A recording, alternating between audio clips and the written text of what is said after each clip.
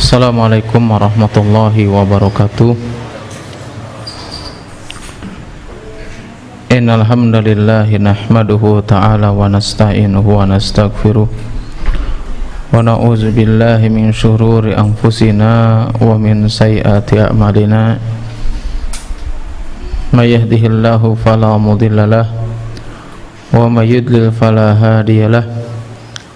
Asyhadu an la ilaha illallah wahdahu la syarikalah wa asyhadu anna Muhammadan abduhu wa rasuluhu alladzi la nabiyya ba'da. Qala Allah ta'ala fi kitabihil karim, ya ayyuhalladzina amanu taqullaha haqqa tuqatih wa la tamutunna illa wa antum muslimun. Ya ayyuhan nasu taqu rabbakumul ladzi khalaqakum min nafsin wahidah wa khalaqa minha zawjaha wa batha minhuma rijalan katsiran wa nisaa wattaqullaha alladzi tasaaluna bihi wal arham innallaha kana 'alaikum raqiba. Ya ayyuhalladzina amanu taqullaha wa qulu qawlan sadida yuslih lakum a'malakum wa yaghfir lakum dhunubakum wa may yuti'illaha wa rasulahu faqad faza fawzan 'azima. Amma ba'du. Alhamdulillah, segala puji hanya milik Allah Subhanahu wa ta'ala. Kita memohon berlindung serta bertobat kepadanya, dan kita bersaksi bahwasanya tidak ada Tuhan yang berhak disembah kecuali Allah Subhanahu wa ta'ala.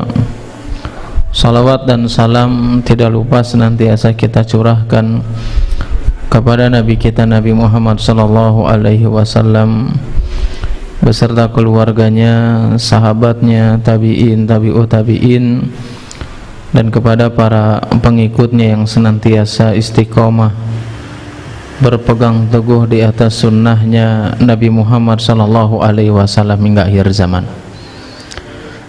Alhamdulillah atas izin Allah Subhanahu wa ta'ala, pada kesempatan kali ini kita bisa bertemu kembali untuk melanjutkan pembahasan kitab Al-Kabair, yang mana di pembahasan kali ini kita melanjutkan di bab berikutnya, Al-Kabiratu Tasi'ata Asyar, ya, dosa besar yang ke-19, Al-Gululu minal ghodimati wa min baitil mali waz zakah.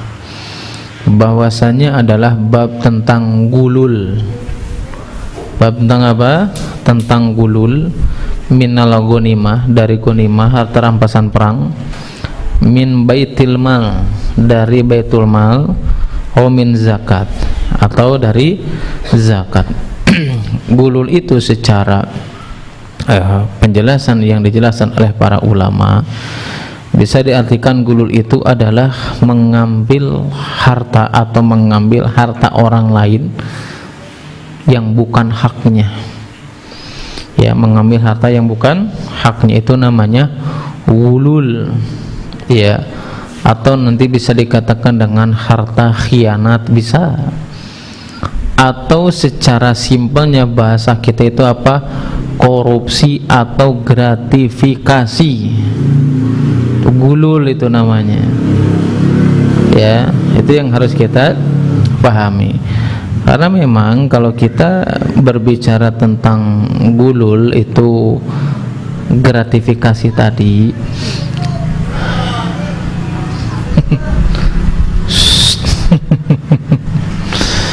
jadi apa namanya, gulul atau gratifikasi itu sebetulnya kalau di kita, ya, itu sesuatu hal yang sudah jadi budaya.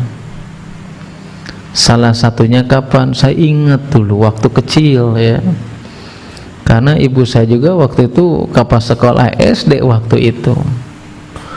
Jadi gulul itu sudah terbiasa, terutama kapan? Ketika kenaikan kelas gitu, ya, ngasih hadiah sama guru gitu, itu sudah terbiasa di kita itu. Ya, kalau tadi yang korupsi gitu mah, itu mah sudah jelas. Ini mah gratifikasi, gulul yang tidak terasa itu kadang sering kita lakukan. terutama yang berkaitan dengan sekolah, Ustaz, saya mah nggak nyogok apa-apa, ini mah hadiah we buat guru si Ade gitu ya. Ini termasuk nih, nanti ada penjelasannya. Makanya sebagian sekolah itu Pak, termasuk di tempat saya sekarang, itu nggak boleh wali santri itu ngasih hadiah, nggak boleh. Ya, kenapa? Karena itu apa namanya, termasuk daripada gulul itu sendiri gitu. Nah itu hal-hal yang sering terjadi yang tanpa kita sadari. Itu adalah berkaitan dengan sekolah. Makanya ada sekolah ya yang faham ya, yang paham dengan hal seperti ini tidak menerima. Ada loh sebagian kayak misalkan SDIT ya, itu kepala sekolahnya itu kebijakan tidak boleh memberikan hadiah kepada guru, atau sebagian lagi ada mengatakan tidak boleh memberikan hadiah kepada guru kecuali dikumpulkan di pimpinan, tidak boleh langsung ya.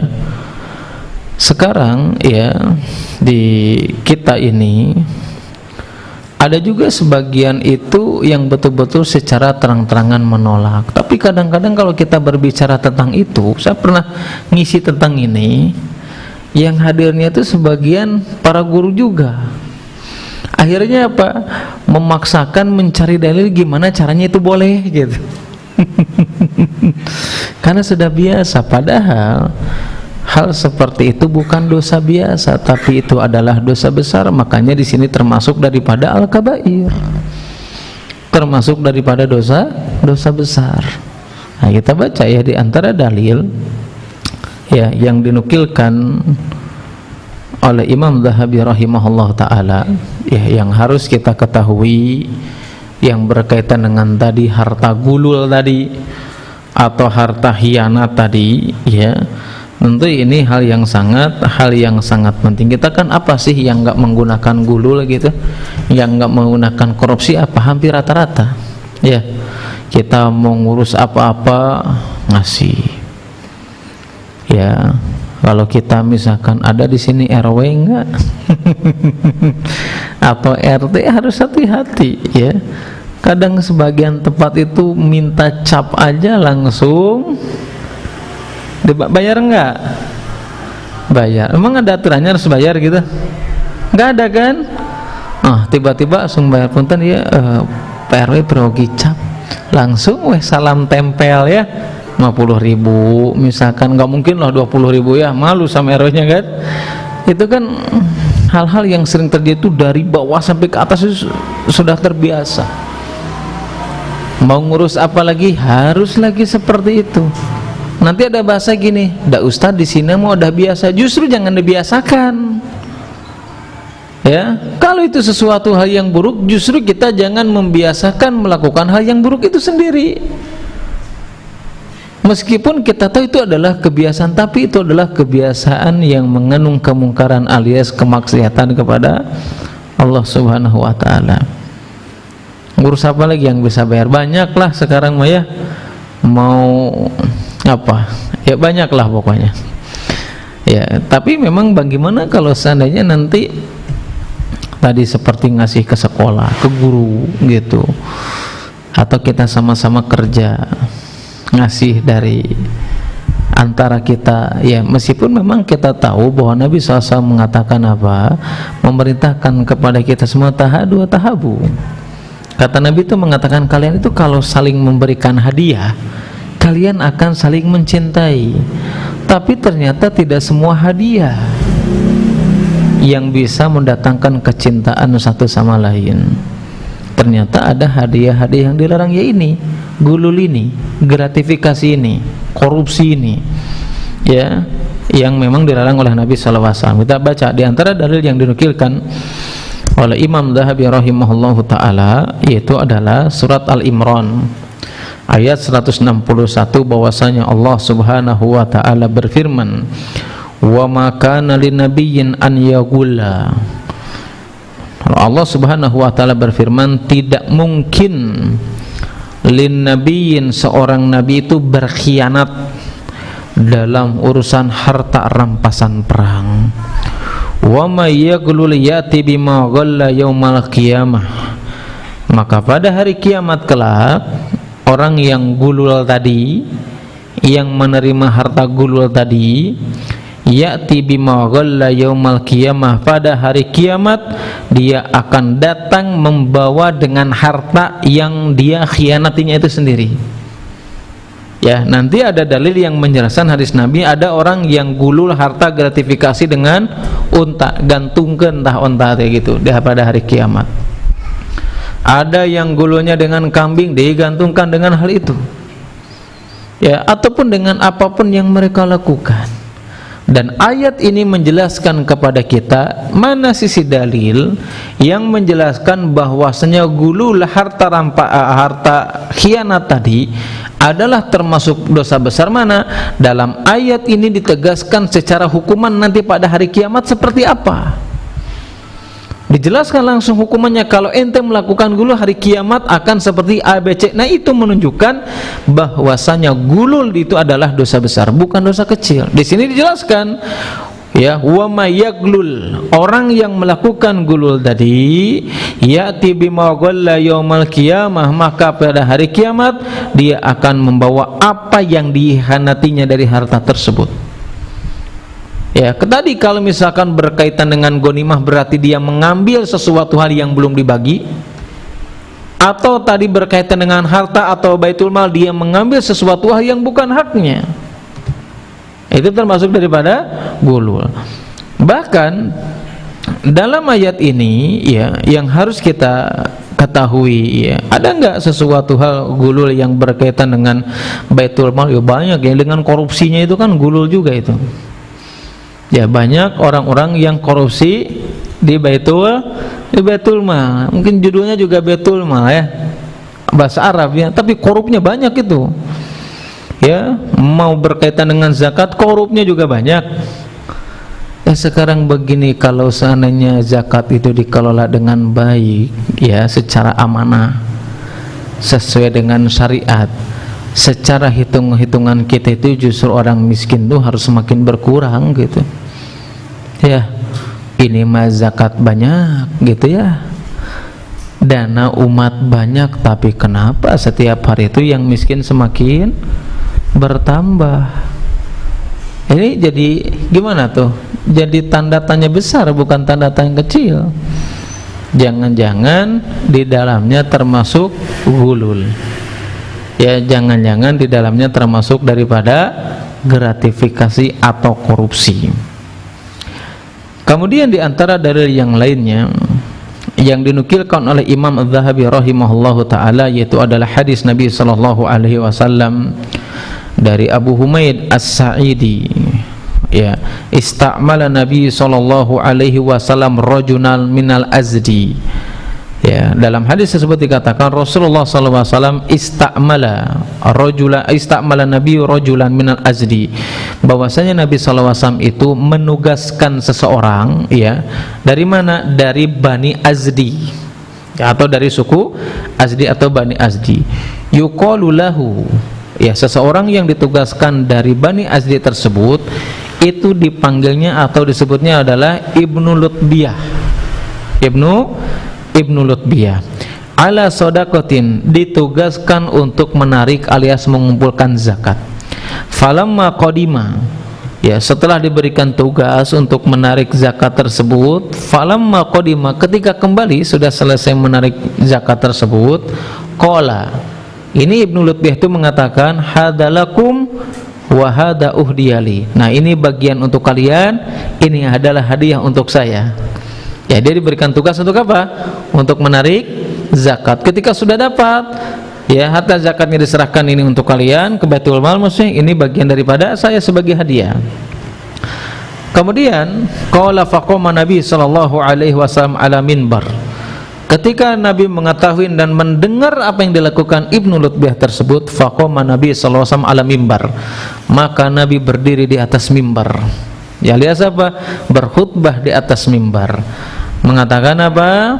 Fahamidallaha wa asna alaihi. Ketika Nabi sallallahu alaihi wasallam sudah di atas mimbar tersebut, maka Rasulullah sallallahu alaihi wasallam memuji dan menyanjung Allah Subhanahu wa taala. Kemudian fayaqulu, summa qala, kemudian Nabi mengatakan, amma ba'du fa inni istamala rajulan minkum, bahwasanya aku itu menugaskan salah seorang di antara kalian, fayaqulu hadza lakum wa hadza uhdiyali. Orang tersebut yang ditugaskan untuk menarik zakat tersebut, dia mengatakan ini untuk kalian dan ini hadiah untuk saya. Afala jalasa fi baiti abihi au baiti ummihi. Kalau seandainya orang tersebut tidak ditugaskan untuk ngambil zakat tersebut, duduk di rumahnya, di rumah ibu bapaknya, apakah dia akan mendapatkan hadiah tersebut? Tidak mungkin mendapatkan. Ya, kita baca dulu hadisnya. Kemudian ya, di sini dikatakan lagi, kata Nabi sallallahu alaihi wasallam, hatta ta'tiyahu hadiyatuhu in kana shadiqan. Kata Nabi sallallahu alaihi wasallam, ya, ketika kalau dia duduk di rumah ibu bapaknya itu, ya, dia tidak akan mendapatkan harta tersebut atau hadiah tersebut. Wallahi la yakhudhu ahadun minkum syai'an bighairi haqqin. Demi Allah, ya, wallahi demi Allah, la yakhudhu ahadun minkum, tidak ada seorang pun di antara kalian, ya, ya'khudhu atau ya'khudhu ahadun minkum syai'an bighairi haqqin, tidaklah seseorang di antara kalian itu mengambil hak orang lain atau mengambil sesuatu hal yang bukan hak dirinya, illa laqiyallahu yahmiluhu yaumal qiyamah, kecuali pada hari kiamat dia akan menemui Allah Subhanahu wa taala. Keadaannya seperti apa? Fal a'rifanna rajulan minkum laqiyallahu yahmilu ba'iran lahu rugha'an. Pada hari kiamat ketika bertemu dengan Allah Subhanahu wa taala, maka orang tersebut akan memikul unta yang mengeluarkan suara. Memikul unta itu dipanggul tuh. Kemudian apa? Au baqaratan laha khwaran, atau orang tersebut, ya, selain dari memikul unta yang bersuara, atau sapi. Kemudian apa lagi? Ausatan ta'iru. Kemudian atau memikul tadi apa? Seekor kambing. Kemudian, ya, di sini Nabi SAW mengatakan kembali, summa rafa'a yadayhi faqala Allahumma hal balagta. Kemudian Nabi SAW mengatakan, ya Allah, aku telah menyampaikannya. Pertama, ternyata harta gulul yang termasuk gratifikasi itu kenapa dilarang?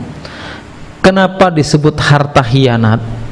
Karena seseorang itu ketika diberikan tugas itu sudah menjadi kewajibannya.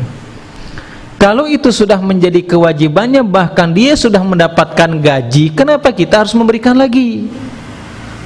Ya, kadang-kadang kita punya pekerjaan, suatu pekerjaan yang memang harus diselesaikan. Karena pengen cepat beres, kemudian kita ngasih duit. Padahal secara hukum asalnya itu memang tugasnya dia, harus ngurusin SIM-nya dia, harus ngurusin STNK-nya dia juga, harus ngurusin suratnya, itu memang sudah tugasnya, dan dia sudah digaji oleh negara untuk melakukan hal seperti itu. Tapi kan ikhlas Ustadz, meskipun kita ridho dan ikhlas. Makanya tadi Nabi SAW mengatakan, ini orang tadi yang mengambil harta zakat tersebut, kemudian mengambil hadiah tersebut, dia kalau duduk di rumahnya dapat hadiah apa enggak? Enggak dapat. Justru dia dapat hadiahnya itu apa? Karena dia keluar dan mengerjakan tugas itu sendiri. Makanya tadi saya sampaikan, ketika ada orang yang ngasih hadiah sama guru, ya, kira-kira alasan ngasih hadiah ke guru kenapa? Guru sekolah, kenapa alasannya? Biasanya rata-rata apa alasannya? Karena sudah ngajarin anak saya. Ya, emang tugasnya guru seperti itu. Ya, nggak perlu kita kasih lagi. Kenapa? Karena tugasnya guru itu untuk mencerdaskan, mendidik anak kita. Atau misalkan, nggak usah, dah saya emang ngasihnya hadiah, bohong. Bohong, bukan hadiah. Artinya apa? Kalau betul dia ngasih, coba kalau seandainya anaknya nggak belajar di situ, tiba-tiba kita bakal ngasih apa enggak? Nggak mungkin ngasih. Kenapa? Kita tetap terikat ngasih itu apa? Karena terikat orang tersebut adalah sebagai seorang guru, meskipun niatnya adalah hadiah. Nggak, saya mah ikhlas, enggak bukan karena ngurusin anak saya, ini mah hadiah. Sama ya, sama. Termasuk dengan masalah pekerjaan banyak. Makanya gini, kalau seandainya ya, kan ada pertanyaan nih, Ustaz, bagaimana kalau seandainya memberikan hadiah kepada seseorang yang memang ditugaskan dengan pekerjaannya itu sendiri? Pertama, para ulama menjelaskan kalau orang tersebut memang punya pekerjaan ditunjuk oleh pemerintah, alias mungkin PNS gitu ya, ASN gitu ya. Kalau PNS kayak kita boleh nggak? Kan kita pencari nafkah serabutan ya. Tidak disumpah kita mah ya. Nah, kalau orang itu pertama ya, yang mereka itu memiliki tugas yang memang di pemerintahan, PNS, ASN dan semisalnya, maka para ulama mutlak mengharamkan memberikan hadiah kepada mereka. Terserah hadiahnya apa, meskipun cuma parcel. Ya, lebaran kan banyak ya. Yang PNS, yang ASN itu di rumah tuh parcelnya banyak tuh. Itu gulul itu namanya. Ya, itu gratifikasi itu namanya. Ya, kenapa? Karena dia sudah punya tugas oleh pemerintah dan dia sudah digaji dan tugasnya memang ngurusin masyarakat, kan begitu. Itu mutlak haram hukumnya, nggak boleh. Bahkan kalau orang sudah menerima hal seperti itu, memang beberapa ulama ada menjelaskan, yang pertama jelas harus diberikan kepada orang yang memberikannya, kembalikan lagi ya. Tapi kalau seandainya misalkan orangnya nggak ada, dicari nggak ada, maka harta tersebut, gulu tersebut diserahkan kepada Baitul Mal. Meskipun sebagian ulama ada yang berpendapat nggak usah dibalikan lagi, langsung diberikan kepada Baitul Mal. Kenapa haram? Bahkan para ulama mengatakan sedekah dari harta gulu tersebut adalah sedekah yang tidak diterima, karena sumbernya haram itu ya, dengan cara yang haram, nggak diterima itu ya. Kita meskipun saya pernah dengar dulu ya dari salah satu jamaah saya dulu ya, salah satu jamaah saya itu sebelum hijrah ya dulu memang ya punya inilah, punya kedudukan lah ya di pemerintahan ini. Terus karena ada sesuatu hal yang diurus ya, berkaitan dengan sesuatu yang haram lah pokoknya ya, dia urusin itu. Nah, terus saya itu gini, Ustaz, kata atasan saya itu gini, ada atasannya yang lebih tinggi lagi, teman saya juga lumayan tinggi juga, ada yang lebih tinggi lagi. Ketika melakukan sesuatu hal yang diharamkan tersebut, atasan itu ngomong kayak gini, ente meskipun dapat hasil banyak, jangan lupa itu sebagiannya sedekahin. Saya bilang, nanya, emang sedekahin supaya gimana? Menurut pemahamannya itu disegini itu apa? Supaya seimbang ya. Mau seimbang kayak menurut, nggak bisa, karena dia mendapatkan harta tersebut dengan cara yang haram, mengambil hak orang lain ya. Makanya tadi kalau orang itu pemerintahan ya, tadi PNS, ASN dan semisalnya, itu haram secara mutlak mengambil harta tersebut, karena itu sudah menjadi kewajibannya. Nah, bagaimana kalau seandainya swasta yang bukan PNS atau wira swasta gitu ya? Ya. Nah, para ulama memang di situ ada silang pendapat. Kalau seandainya dirinci, sebagian ulama itu kalau swasta itu ada yang membolehkan, ada yang melarang secara mutlak. Ya, melarang secara mutlak hukumnya sama dengan tadi pekerja pemerintahan tersebut. Tapi sebagian ulama yang membolehkan itu dirinci. Rincinya gimana?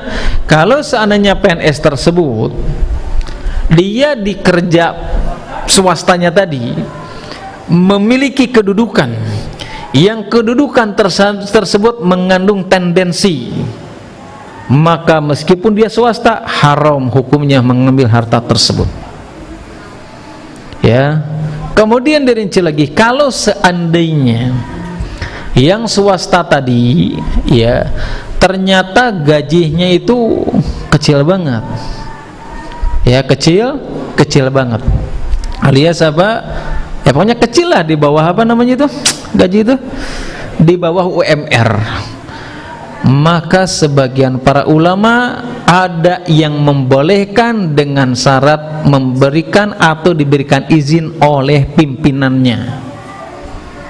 Kan ada ya kadang-kadang kita kalau ke tempat makan ya, kadang ada kotak biasanya dari kantornya itu apa bahasanya itu pakai bahasa Inggris kok, intinya menerima tips gitu ya buat OB buat office boy biasanya yang bersih-bersih, ada yang kayak gitu. Nah sebagian ulama kalau seandainya dia adalah orang yang memang swasta gajinya sangat minim kemudian diizinkan oleh perusahaan, sebagian ulama ada yang membolehkannya dengan syarat apa? Dengan syarat tadi apa? Ada izin.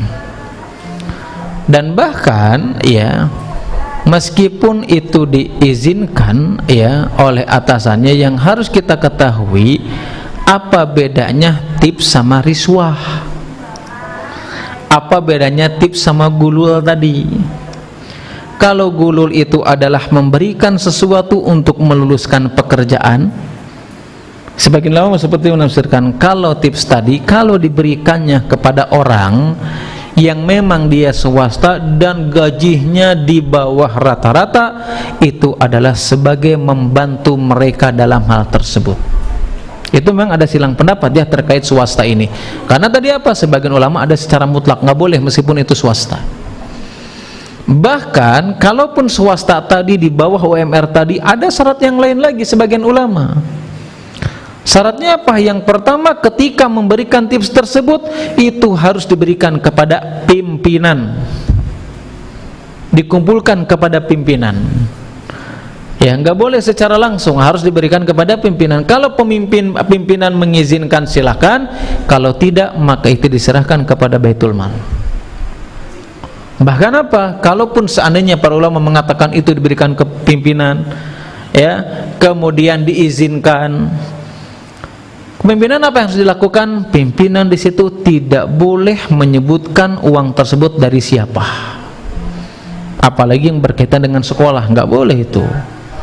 Oke lah, tadi misalkan mengikuti pendapat yang dirinci tadi, ngasih aja ke sekolah, ke pimpinan ini saya ngasih nih uang 5 juta misalkan ya, nanti sama pimpinan itu nggak usah dikasih lagi ke gurunya. Bu, ini ada titipan dari wali santrinya siapa namanya, Asep misalkan, maaf ya, itu nggak boleh.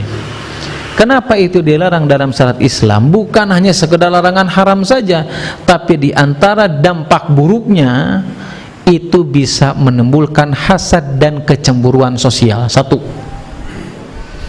Yang kedua, dampak buruknya apa? Akan ada pengistimewaan terhadap seseorang. Nanti bakal istimewa itu, karena orang tuanya yang ngasih kan, wah kita jadi beda juga nih perilakunya, sadar ataupun tidak disadari ya. Itu yang harus kita pahami terkait dengan harta gulul itu sendiri. Nah terus bagaimana kalau seandainya kita punya karyawan yang karyawannya itu dia nggak punya gaji tetap sebetulnya ya, nggak punya gaji tetap, tapi karena dia itu bekerjanya itu sesuai dengan pekerjaan, misalkan ya, misalkan kan ada orang itu suatu pekerjaan, saya ada jamaah saya itu tukang ini, bos AC kan, punya karyawannya teknisi dan macam-macam gitu, dia nggak punya gaji tetap, tapi dia itu kalau dikasih uangnya itu kalau ada kerjaan gitu kan, kalau nanti kamu ada kerjaan maka dikasih, kalau tidak ada kerjaan maka nggak dikasih. Boleh nggak kayak gitu? Itu kan berkaitan dengan pekerjaan juga, boleh nggak? Boleh nggak? Kan tadi dikatakan bahwasanya orang yang sudah ditentukan dengan pekerjaannya seperti PNS tadi kan, nggak boleh dikasih. Kenapa? Memang itu tugasnya, kerjaannya. Nah sekarang ada orang yang kerja itu dia tidak mendapatkan gaji kecuali memang ada orderan misalkan. Boleh nggak itu kayak gitu, kasih duit? Boleh nggak? Bolehnya apa? Nggak bolehnya kenapa? Bolehnya apa? Sebenarnya simpel aja. Kenapa para ulama membolehkan? Karena secara judul dia tidak punya gaji tetap ya, dia tidak punya gaji tetap, sehingga apa? Ketika dia mengerjakan sesuatu maka dia dikasih. Sama dengan apa? Sama dengan maklar alias RCTI. Tahu RCTI Pak? Rombongan Calo Tanah Indonesia. yang suka nawarin tanah ya. Ya, itu kan nggak dikasih, kecuali apa? Kecuali ketika dia ada pekerjaan tersebut. Kenapa? Karena dia tidak memiliki gaji tetap. Konteksnya adalah selama dia punya gaji tetap dan pekerjaannya jelas, maka dia tidak boleh menerima upah daripada pelanggannya tersebut atau dari customernya. Itu namanya gulul. Bisa dipahami? Jelas ya? Atau pusing juga nih? Nah, kasih dulu lah biar nggak pusing nih. Itu ya, itu yang dimaksud dengan harta gulul yang dilarang oleh Nabi Shallallahu Alaihi Wasallam. Apalagi ya kalau kita berbicara tentang apa? Tentang keumuman peristiwa yang terjadi atau apa ya kebiasaan yang sudah terjadi di lingkungan kita. Kalau sesuatu hal yang ridho saja sama Nabi SAW dilarang, bagaimana kalau seandainya seseorang itu kadang termasuk daripada gulul adalah meng-up budget dengan nilai yang tinggi, di-up jadi 200 juta misalkan atau 200% gitu ya, di-up jadi 300%, itu gulul atau enggak?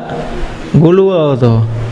Atau misalkan pas belanja ya karena lagi contoh ini mah ya, karena lagi pembangunan masjid misalkan, belanja weh langsung sama tukang jualan apa? Minta bon kosong.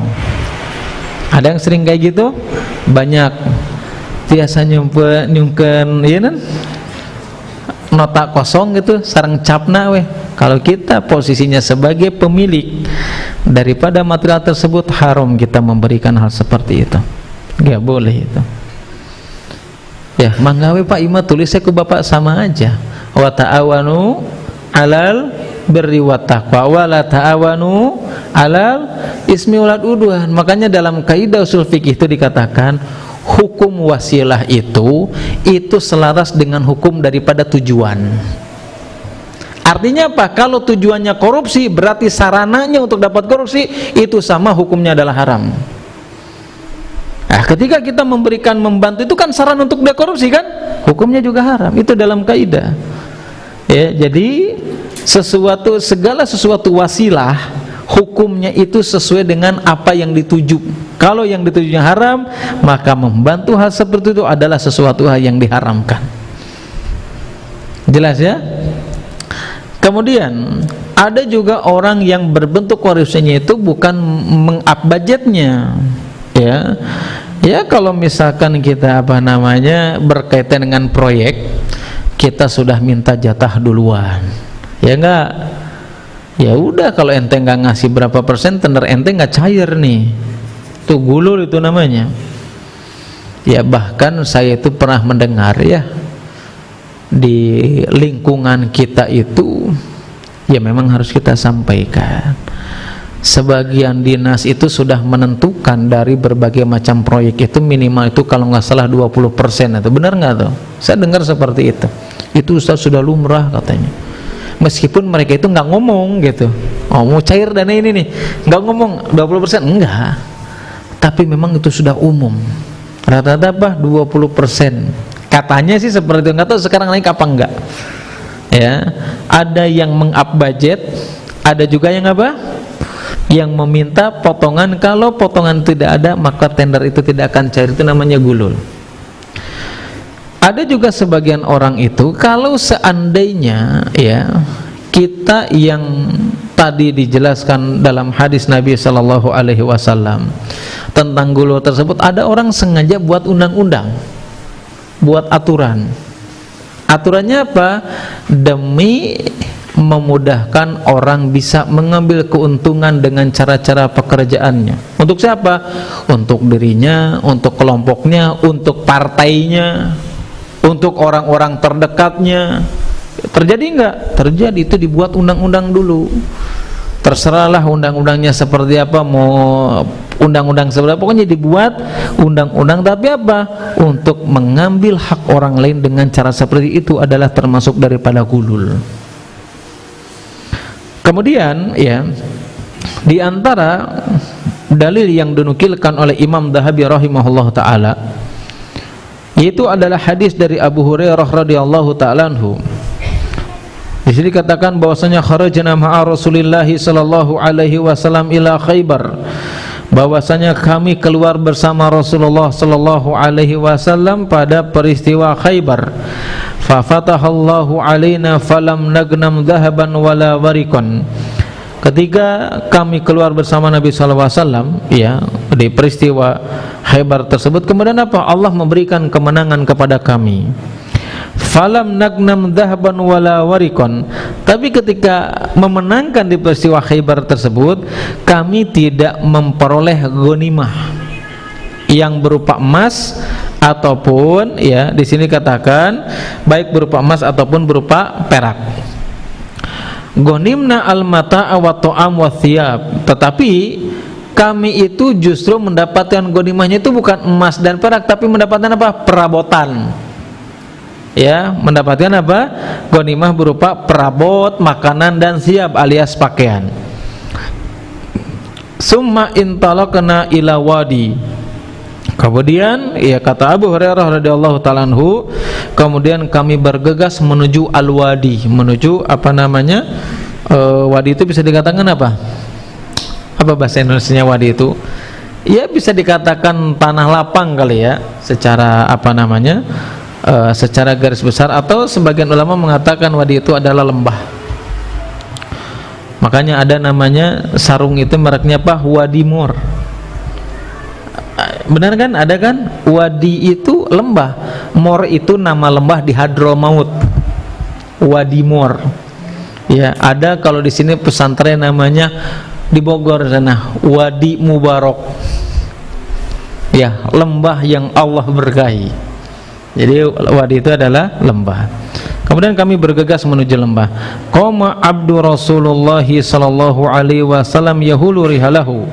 Kemudian ketika kita sudah ke lembah tersebut, Rasulullah sallallahu alaihi wasallam itu bersama apa? Bersama budaknya, ya. Yang dahulu budaknya tersebut apa? Dihadiahkan oleh seorang laki-laki, kata dalam hadis tersebut. Ya, wahabalahu rajulun min Judami yuda'a Rifa'ah bin Zaid min Bani Dubaib. Ketika itu Rasulullah SAW itu ketika ke lembah tersebut bersama seorang budak yang pernah diberikan hadiah. Diberikan oleh siapa? Oleh seorang laki-laki yang dipanggil Rif'ah bin Zaid dari Bani Dubaib. Kemudian, ya, falamma nazalnal wadi, ya, ketika sudah sampai di wadi tersebut, turun ke lembah tersebut. Oh, betar, kok kelewat. Wahabalahu rajulun min Judam yudairu falamma nazalna wadi. Oh ya. Ketika sudah turun ke lembah tersebut, qama abdu Rasulillah sallallahu alaihi wasallam yahullu rahlahu. Ketika sampai di wadi tersebut, maka, ya, budak Rasulullah sallallahu alaihi wasallam tersebut berdiri untuk melepaskan ikatan tali pelananya dari tunggangan tersebut. Sudah adzan, Pak? Ya udah, salat dulu lah ya. Nanti lanjut salat Isya insyaallah. Assalamualaikum warahmatullahi wabarakatuh. Alhamdulillah ala ihsanihi wa syukru ala taufiqi wa imtinani.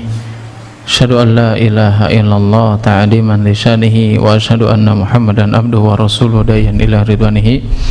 Allahumma shalli ala Muhammad wa ala alihi wa sahbihi wa man tabi'ahum bi ihsanin ila yaumil amma ba'du. Tadi kita jelaskan hadis dari Abu Hurairah radhiyallahu ta'ala anhu, yang mana beliau pernah bersama Nabi sallallahu alaihi wasallam ke Khaybar, kemudian Allah Subhanahu wa taala memberikan kemenangan kepada mereka, ya. Ternyata tidak mendapatkan ghanimah yang berupa emas dan perak.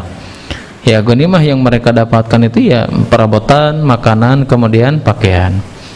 Kemudian, ya, setelah mendapatkan ghanimah tadi, maka para sahabat Nabi sallallahu alaihi wasallam atau Abu Hurairah dan bersama Nabi sallallahu alaihi wasallam dan para sahabat yang lainnya itu bersegera pergi ke wadi atau lembah tadi, ya.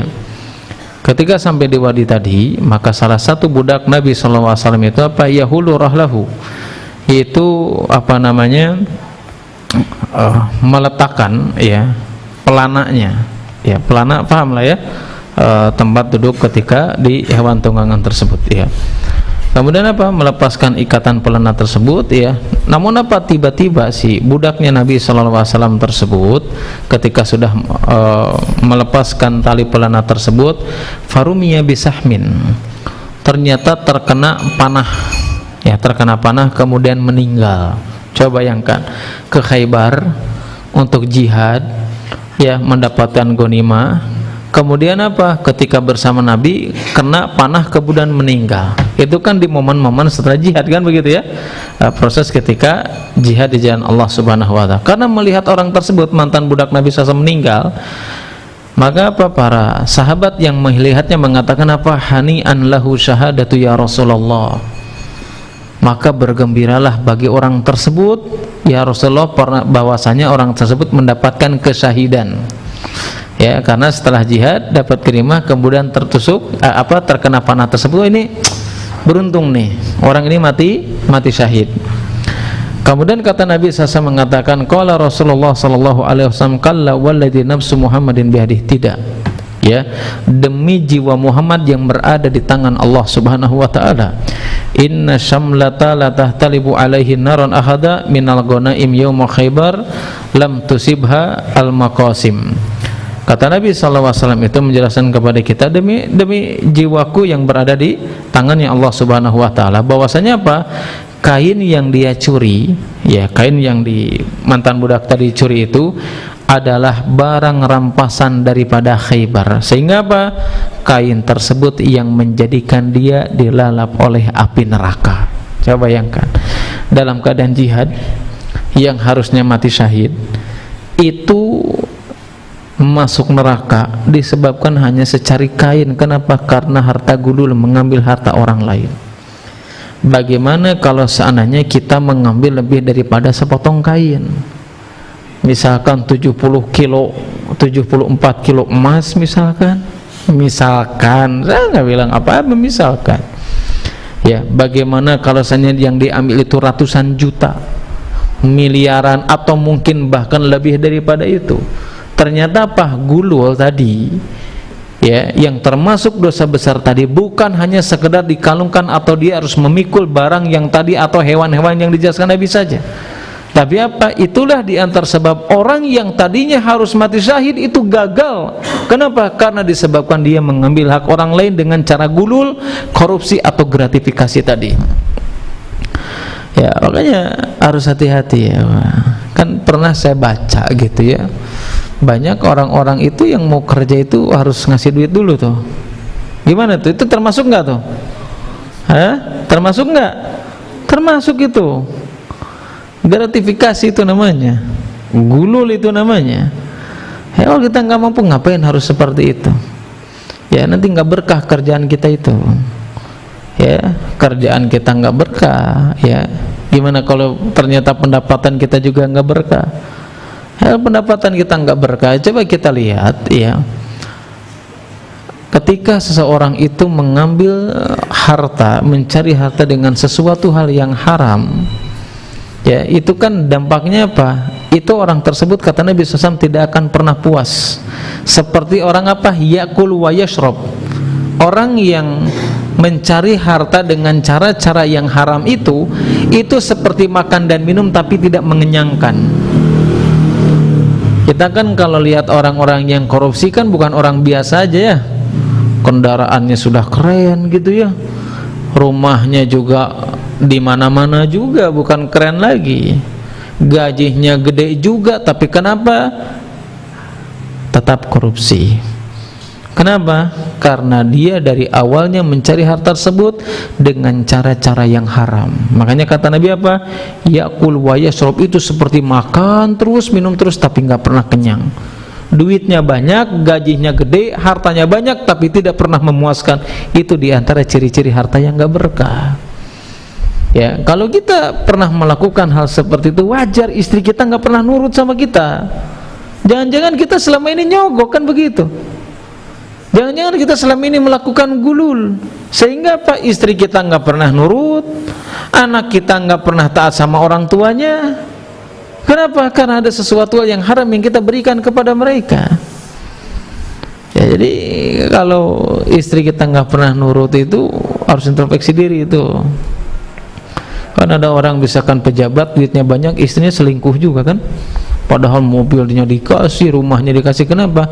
Bisa jadi dampak harta haram itu, bisa jadi tadi dengan gulul ya, atau dengan harta-harta haram yang lainnya. Hanya kita juga sebagai seorang istri ya, perempuan-perempuan di zaman salaf terdahulu, kalau suaminya mau cari nafkah itu, mereka selalu berwasiat, kamu itu tidak boleh pulang kecuali kembali dengan harta yang halal.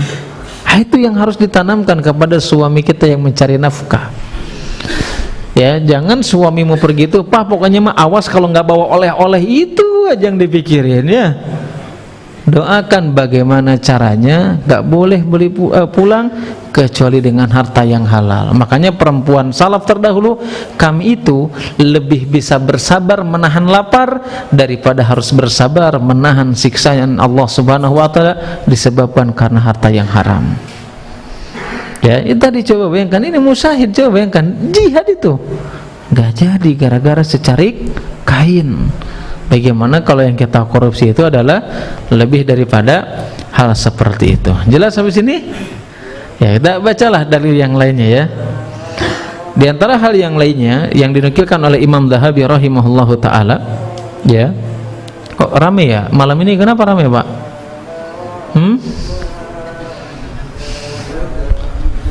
Ulang tahun, Pak? Ulang tahun yang Nabi SAW tidak pernah mencontohkannya. Ya, tadi saya menjelaskan tuh di bab terakhir di kitab salah satu usul pembahasan terakhir tadi. Ya, tentang wafatnya Nabi SAW. Kalau wafatnya Nabi, para ulama sepakat itu tanggal 12 Rabiul Awal tahun 11 Hijriah, itu sepakat. Tapi dalam kelahirannya, para ulama ahli sejarah, Imam Ibnu Katsir dan yang lainnya itu silang pendapat tanggal lahirnya itu kapan. Ada yang mengatakan 8, 10, 12 dan yang lainnya. Kenapa itu? Untuk menjelaskan kepada kita kenapa ada silang pendapat ini. Pertama, karena para ulama tidak terlalu fokus dengan hal seperti itu ya, tidak terlalu fokus. Sehingga apa? Ya gimana kita merayakan ulang tahunnya, kok tanggalnya aja diperselisihkan ulama kok, ya kan? Gimana kok menentukan gitu? Itu yang harus kita pahami ya. Nanti cek aja setelah kajian ini pada pulang kan, awas kalau ngumpul-ngumpul di masjid curigain. Enggak ya. Imam Dhahabi rahimahullah taala berkata ya, dalil yang lain yang dinukilkan oleh Imam Dhahabi rahimahullah, wa akhraja Abu Dawud min hadisin Amr bin Shu'aib, bahwasanya Abu Dawud meriwayatkan sebuah hadis dari Amr bin Shu'aib an abihi, dari bapaknya, an jadihi, dari kakeknya, anna Rasulullah sallallahu alaihi wasallam wa Abu Bakrin wa Umar harraku mata'al ghali wa darrubuhu, bahwasanya Rasulullah sallallahu alaihi wasallam wa Abu Bakrin dan Abu Bakar wa Umar dan Umar harraku mata'al ghali, bahwasanya Rasulullah, Abu Bakar dan Umar itu membakar barang-barang yang dihasilkan dari gulul alias gratifikasi tersebut. Wa darabuhu, kemudian memukul pelakunya. Kemudian apa? Memukul pelakunya. Tetapi ya, hadis ini yang harus kita pahami, yang dijelaskan oleh para ulama tersebut. Dalam hadis ini kenapa Rasulullah, Abu Bakar dan Umar itu membakar hasil daripada gratifikasi kemudian memukul pelakunya, itu menunjukkan sebagai dalil tentang haram dan dosa besarnya atau perbuatan kejinya yang berkaitan dengan gulul atau gratifikasi. Tapi sebagian ulama memandang hadis ini adalah hadis yang lemah. Hadis ini adalah hadis yang lemah. Siapa yang mengatakan? Di antaranya adalah Imam Ibnul Qayyim rahimahullah ta'ala. Ya, kalaupun seandainya hadis ini sahih, ketika menjelaskan di situ membakar harta gratifikasi tadi, kemudian memukulnya, itu untuk menegaskan kepada kita penekanan tentang larangan melakukan gulul. Kalaupun seandainya sahih, tetapi hadis itu atau hadis yang kita baca itu adalah termasuk daripada hadis yang lemah. Dalil yang lain yang dinukilkan oleh Imam Dhahabi rahimahullah taala, wa qala Abdullah bin Umar, kana ala thaqali Nabi sallallahu alaihi wasallam rajulun yuqalu lahu Kirkiratu famata faqala Rasulullah sallallahu alaihi wasallam huwa fin nari fa dhahabu yanduruna ilaihi fawajadu aba'atan qad ghallaha. Abdullah bin Amr meriwayatkan, kana ala thaqali Nabi sallallahu alaihi wasallam Kirkirah, ada seseorang yang bernama Kirkirah, ya. Siapa itu? Adalah orang yang biasa mengurusi barang-barangnya Nabi sallallahu alaihi wasallam. Famata faqala Rasulullah sallallahu alaihi wasallam. Kirkirah ini, coba bayangkan gimana enggak mulianya pekerjaannya. Biasanya apa? Menyiapkan barang-barang yang dibawa oleh Nabi sallallahu alaihi wasallam. Mulia kan? Mulia sekali itu perbuatannya atau pekerjaannya. Tapi apa? Ketika mati, famata, ketika orang tersebut mati, faqala Rasulullah SAW, maka Rasulullah mengatakan dia di dalam neraka. Coba bayangkan, padahal kerjaannya yang begitu mulia, menyiapkan perbekalan yang biasa di bawah Nabi SAW. Tapi ketika mati, kenapa Nabi mengatakan dia di neraka? Fadhahabu yanduruna ilaihi. Kemudian dalam hadis tersebut dikatakan, maka ketika Nabi mengatakan orang tersebut di neraka, maka para sahabat itu pergi menghampiri dan memeriksa Kirkirah tadi. Kemudian apa? Fawajadu aba'atan qad ghallaha. Kemudian para sahabat tersebut mendapatkan ia telah mengambil kain secara diam-diam. Ya, secara apa? Secara diam sebelum pembagiannya. Ngambil sedikit cari kain diam-diam, itu menyebabkan seseorang masuk ke dalam neraka. Bagaimana kalau asalnya kita terang-terangan, ya, dengan tadi berapa persen tenernya nggak cair gitu ya, sok aja kamu bikin apa, bikin anu gitu ya, ya nanti kalau nggak ini penting masuk aja dulu lah ke saya berapa persen baru jalan, itu terang-terangan lagi itu. Ini kalau sembunyi-sembunyi sedikit saja menjadikan seseorang famata bahwa finnar, maka dia ketika mati di dalam nerakanya Allah Subhanahu wa ta'ala. Bahkan ada sahabat Nabi sallallahu alaihi wasallam, ya, ketika mendengar tadi peristiwa orang yang apa namanya kena panah tadi, yang akhirnya dilalap oleh api nerakanya Allah Subhanahu wa ta'ala, ketika mendengar seperti itu para sahabat itu takut. Sampai apa? Sampai di antara mereka itu ada yang datang membawa tali sendal yang dia pernah ambil dari ghanimah sebelumnya. Dia datang kepada Nabi sallallahu alaihi wasallam. Kenapa? Takut. Coba bayangkan. Padahal tali sendal itu berapa? Coba harganya berapa? Enggak mahal-mahal amat. Ya, tetapi apa? Tetapi karena takutnya meskipun hal sedikit dikhawatirkan menyebabkan dia masuk ke dalam nerakanya Allah Subhanahu wa taala. Yang tadinya ingin mati syahid, ternyata apa? Berujung dengan nerakanya Allah Subhanahu wa taala. Ya, jadi dosa besar itu bukan dilihat dari nilai yang kita ambil, tapi dilihat dari larangan dan ancaman dari Allah Subhanahu wa taala meskipun hanya tali sendal. Ya, saya kemarin menjelaskan tentang siapa Abdullah ibnul Mubarak. Abdullah ibnul Mubarak itu pernah minjem pulpen, apa namanya, pena lah ya. Pena sama pulpen beda nggak? Beda kan ya kalau nggak salah ya. Ya, kalau pulpen yang seperti kita, kalau pena kayaknya lebih ke yang zaman dulu lah ya. Abdullah ibnul Mubarak itu harus berjalan bertahun-tahun, coba bayangkan. Cuman apa? Cuman ingin mengembalikan satu pena. Antum dulu ketika SMA minjem pensil seberapa kali ya? Pulpen, penghapus gitu ya. Saya bayangkan. Ya, apalagi ini orang yang gulul, coba bayangkan. Ini Abdullah ibnu Mubarak. Cuman ingin ngembaliin penanya itu harus bertahun-tahun ngembaliin. Saking apa? Saking takutnya dengan nerakanya Allah Subhanahu wa taala. Bagaimana dengan orang yang mengambil lebih daripada satu pulpen dengan cara korupsi? Ya, dengan cara-cara yang diharamkan oleh Allah Subhanahu wa taala. Kadang kita ini sering menganggap sepele dalam hal seperti itu. Ya, makanya kita harus ingat, coba ya. Kadang-kadang kita juga, saya pernah ngalamin waktu itu, Pak.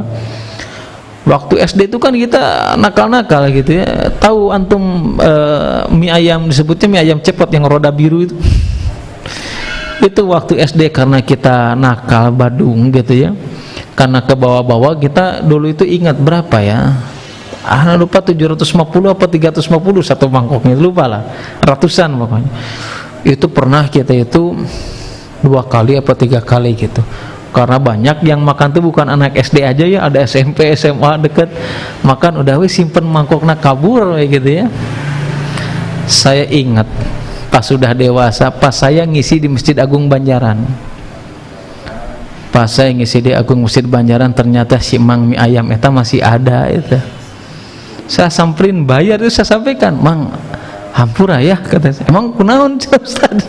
Saya dulu pernah ngambil 3 kali, saya bilang. Ya, enggak pernah bayar, saya bilang. Tersawias enggak bayar kita. Ya, cuman kita lupa waktu itu harganya. Tapi kumaha menghilap di pangos, ya udah enggak apa-apa. Dia meridoi lah, berapa kita bayar berapa ya, lupa saya, 20.000 apa berapa gitu. Ya itu ingat coba yang kan. Ya kadang-kadang hal-hal seperti itu kan kita anggap sepele. Ternyata apa? Itu yang mengerikan bagi kita. Selama ini kita mengharap pengen syahid. Selama ini kita mengharapkan pingin husnul khotimah. Ternyata apa? Gara-gara hal yang sedikit tadi, gulu tadi, menghalangi kita untuk menikmati surganya Allah Subhanahu wa ta'ala. Ya itu harus hati-hati. Ya, jangan pernah menganggap sepele, baik tadi berkaitan dengan pekerjaan, baik dengan baitul mal gitu ya, baik dengan berkaitan dengan zakat. Dengan zakat gulanya gimana? Mengambil hak orang lainnya gimana? Gimana hal yang berkaitan gulul dengan berkaitan dengan zakat, gimana tuh? Nyuri berasnya apa gimana?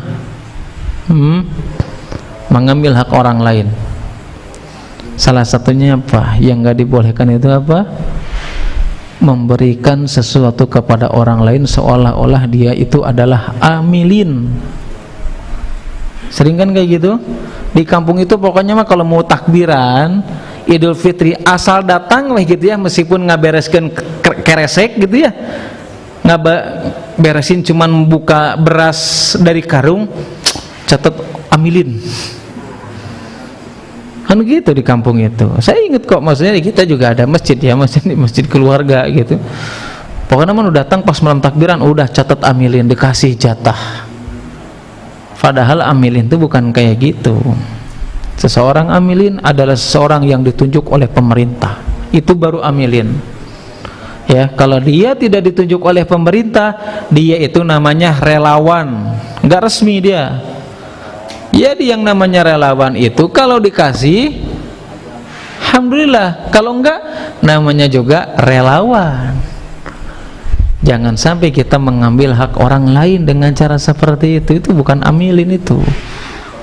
Ya, nah kalau di kita itu dianggap sebagai amilin yang resmi itu apa? Kan di setiap desa itu biasanya ada surat.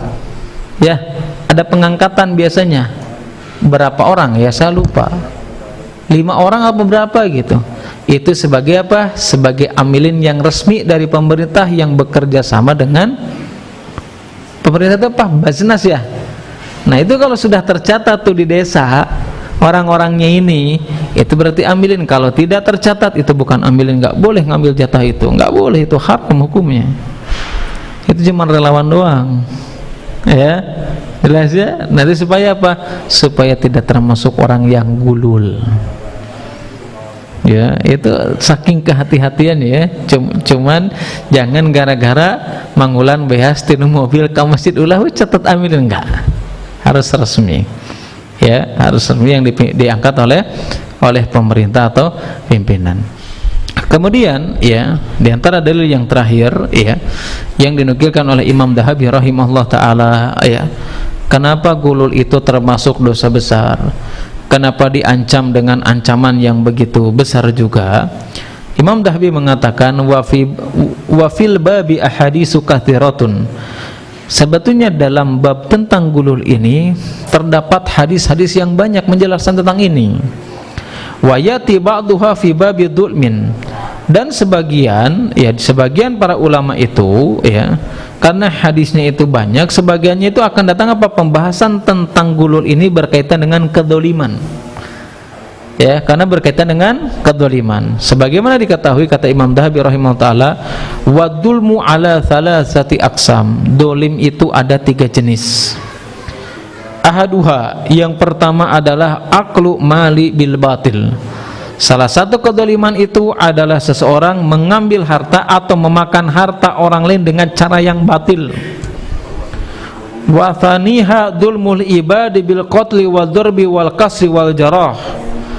Dan yang kedua kata Imam Dhahabi rahimahullah ta'ala, termasuk daripada kedzaliman apa? Mendolimi orang lain dengan apa? Dengan cara membunuhnya, atau dengan cara wadorbi, dengan cara memukulnya, wal kasri, ya, selain daripada membunuh, memukul dengan cara mematahkan tulang, atau apa? Wal jarahi, dan termasuk daripada kedzaliman adalah melukai orang lain. Itu jenis yang kedua. Wa thalithuha, yang ketiga yang termasuk daripada kedzaliman, dulmul ibadi bisyatmi wal la'ni wasabi wal qadaf. Termasuk daripada kedzaliman adalah seseorang yang memaki orang lain, mencaci maki atau memaki orang lain. Kemudian apa? Wal la'n, yaitu adalah orang yang melaknat orang lain. Kemudian apa? Wasabi wal qadaf. Termasuk daripada kedzaliman adalah yang mencela dan menuduh orang lain alias tanpa bukti, itu adalah sebuah kedzaliman. Jadi bisa jadi kita ini selama ini sama orang lain nggak pernah mukul, ya, sama orang lain nggak pernah mencela, tapi jahat dalam urusan harta, dolim itu namanya. Ya meskipun sama tetangga baik aja gitu, nggak pernah ya melakukan hal-hal yang lain, tapi sekali minta cap, minta 50.000, dolim itu namanya. Ya. Sekali minta diurusin, minta duit, itu namanya adalah kedzaliman, yang itu termasuk daripada di antara sebab seseorang, atau termasuk daripada seseorang masuk ke dalam nerakanya Allah Subhanahu wa ta'ala disebabkan karena mengambil harta orang lain tanpa haknya, yang disebut dengan gulul alias korupsi alias gratifikasi. Jelas ya? Ngeri ternyata ya, tidak semudah yang kita bayangkan. Dan itu semuanya sudah menjadi hal yang biasa dalam kehidupan kita, kan begitu tadi ya, dikit-dikit nyecep begitu ya, tahu apa nyecep ya? Salam tempel ya, dikit-dikit dibantui sama dokter atau sama perawat, pas keluar tempel lagi, itu nggak boleh, haram itu hukumnya. Ya silakan aja lakukan, paling apa tadi apa? Terhalang dari menjadi orang yang termasuk mati syahid. Allah alam bisawab. Ini yang bisa disampaikan hari ini, mudah-mudahan bermanfaat, khususnya bagi saya pribadi, umumnya bagi jamaah sekalian. Jelas di sini Pak? Jelas ya? Jelas, yaitu harus hati-hati. Intinya tadi kaidah usul fikih mengatakan wasilah itu hukumnya sesuai dengan yang menjadi tujuan. Kalau tujuannya haram, maka wasilahnya juga haram. Apapun itu, ya salah satunya tadi, ya hal-hal yang berkaitan dengan gulul tadi. Bagaimana kalau seandainya darurat, boleh nggak? Darurat. Boleh nggak? Boleh ya? Boleh. Sini boleh nggak kalau darurat gitu? Mau nggak mau harus salam tempel gitu, boleh nggak? Sini tadi boleh. Simal wa yamin, ashabul simal apa yamin nih? Boleh nggak? Darurat boleh nggak? Boleh. Pertama, memang secara hukum darurat itu boleh. Ya. Saya pernah menanyakan fatwa ini dulu sama syekh kami, ketika kita waktu itu ada keterlambatan tentang pengurusan surat izin tinggal di luar negeri. Kalau di kita sebutnya kitas ya, kalau di luar negeri iqomah ya, iqomah itu ya bisa dikatakan kewarganegaraan sementara. Waktu itu kita ngurusin ke imigrasi, qadarullah ternyata orang jahat itu di mana-mana. Meskipun di Arab juga ada juga yang jahat ya. Jangan polos-polos amat. Gara-gara di Arab semuanya baik, enggak juga ya. Ke imigrasi, kita sudah bawa paspor itu berkali-kali, kita hampir berapa bulan gitu enggak kuliah itu. Ngurusin itu terus itu. Ya sebetulnya gampang aja sebetulnya. Cuman tadi karena yang di atasnya tuh pengen duit, kita datang ke situ ngomong nggak didengar, kasih surat-surat nggak dibaca itu, sampai beberapa bulan itu, hampir 6 bulan kalau nggak salah. Nah, kita kan takut juga, ya. Ini kalau misalkan ada tiba-tiba ada operasi gitu ya, orang asing, ini bisa dideportasi nih. Mending kalau cuma dideportasi nggak bisa balik lagi gimana? Nah, itu repot kita ini kan. Udah nanti pulang ke Indonesia juga beda lagi, orang dideportasi kan di bandaranya nanti punya catatan tersendiri kan, dikiranya semacam-macam. Akhirnya apa? Karena itu berkaitan dengan, ya bisa dikatakan kan berkaitan dengan nyawa kita kan, nyawa di luar negeri kan, minta fatwa dan yang lainnya. Akhirnya saya mengatakan kalau misalkan itu darurat dan bisa menimbulkan mudarat yang jauh lebih besar, maka akhirnya ya mau nggak mau harus ngasih. Ternyata benar, pas sudah ngasih itu nggak nyampe sebulan beres itu, benar itu ya. Nah, kenapa dibolehkan? Karena darurat. Tapi harus ingat dulu, saya pernah menjelaskan, dikatakan darurat itu harus ada syarat. Ingat nggak? Syarat darurat itu apa? Kita nggak bisa mengatakan kenapa ini darurat, nggak bisa kayak gitu. Darurat itu harus ada syaratnya. Syaratnya itu 2, rukun darurat itu 2. Yang pertama ikhtiar maksimal, kemudian buntu. Kalimatnya apa? Ikhtiar maksimal, sudah maksimal tapi buntu. Syarat yang kedua, darurat itu dikatakan darurat, syarat yang kedua harus sepenuhnya apa? Kalau kita melanggar syariat, maka madarat tersebut hilang. Jadi yang pertama maksimal, yang kedua madaratnya hilang. Contoh, saya kasih contoh nih. Makan daging babi itu haram atau enggak? Haram. Daging anjing juga haram. Kapan boleh? Ketika darurat, kan begitu? Nah, kita coba pakai kaidah tadi kan. Anggap saja kita lagi di hutan. Sudah ikhtiar, kita kan nggak ngerti, orang yang paham daun, kadang orang ada tahu ya, ini kalau daun ini bisa dimakan, ya nggak paham. Sudah ikhtiar, nggak ada makanan kecuali adanya babi. Boleh makan? Boleh. Pertama syaratnya sudah ikhtiar maksimal, kan begitu kan?